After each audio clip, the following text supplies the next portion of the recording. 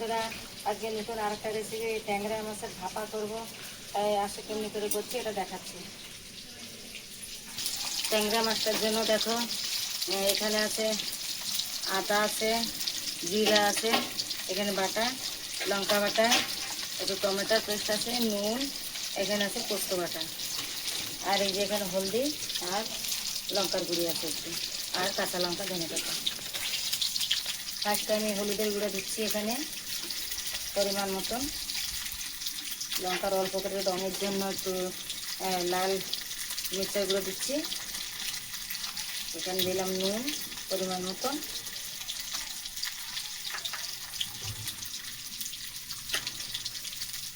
এই যে বাটা লঙ্কা, একটু ঝাল ঝাল করব। এখানে যে জিরা আদা বাটা এখানে আছে,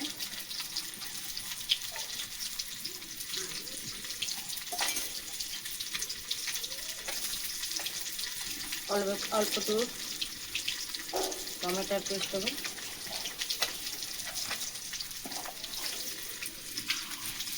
পোস্ত বাটা,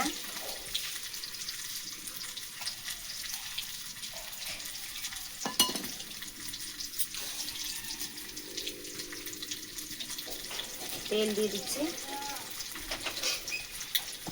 এবার ভালো করে মাখিয়ে নেব।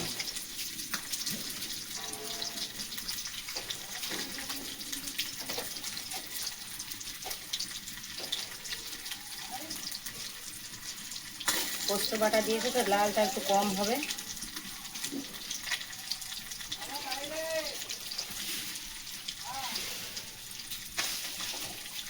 অল্প করে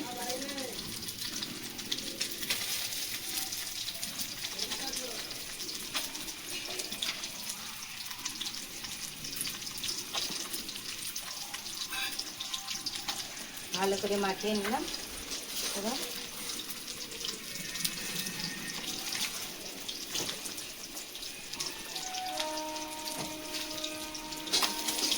অল্প একটু হাত দিয়ে একটুখানি জল দিয়ে দিচ্ছি, বেশি দেবো না জলটা, একটা দিকে থাকবে।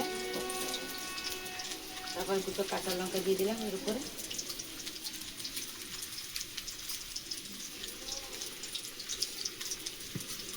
এবার এটা হয়ে গেছে।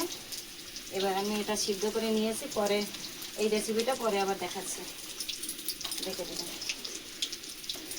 এটা আমি 20 মিনিটের মতন সিদ্ধ করে নিয়ে আসছি, ফিরে আবার আসছি। মাছ ভাপাটা হয়ে গেছে, এবার নামিয়ে দেখছি।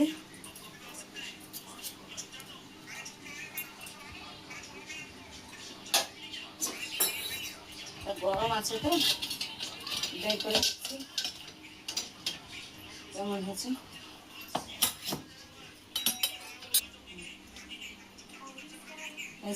মাছ ভাপাটা হয়ে গেছে, দেখো কত সুন্দর কালারটা, কত সুন্দর হয়েছে দেখো।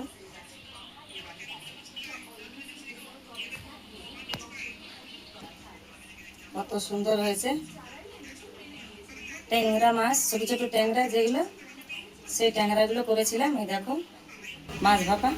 তো বন্ধুরা, তোমরাও এমনি করে মাছ ভাপা দেখে, সবাইকে তো দেখাইছি, তাই সবাই এমনি করে মাছ ভাপাটা করে খাবে। আর এই মাছ ভাপা যদি পছন্দ লাগে, সবাই আমাকে লাইক করবে, শেয়ার করবে, কমেন্ট করবে। আর প্লিজ প্লিজ আমার পাশে থাকো, আর আমাকে সবাই সাবস্ক্রাইব করো আর লাইক করো।